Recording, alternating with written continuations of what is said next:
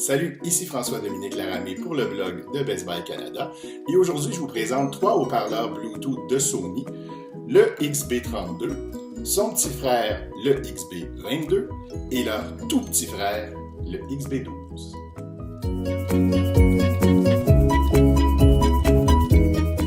Ces trois haut-parleurs sont livrés avec le strict minimum, des câbles USB pour l'alimentation et la recharge de la batterie et des feuillets d'instructions où le texte a été remplacé par des images pas toujours très claires.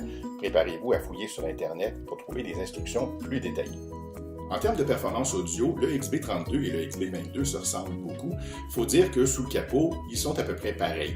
Les haut-parleurs du XB32 ont 48 mm de diamètre, ceux du XB22 en ont 42, mais les deux ont aussi des radiateurs passifs qui amplifient les basses, donc en bout de ligne, ça se ressemble énormément. Et je dirais même que le XB22 va donner une performance plus égale sur l'ensemble des gammes de fréquences et des gammes de volume que le XB32. Personnellement, je l'ai préféré.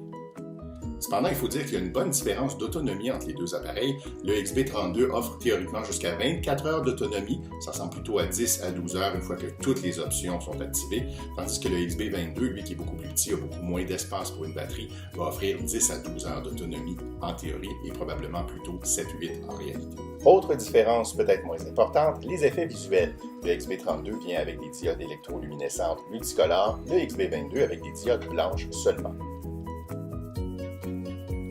Quant au XB12, c'est un haut-parleur mono, pas très puissant, mais avec une autonomie de 16 heures. Bref, c'est l'appareil qui fait passer la mobilité avant tout.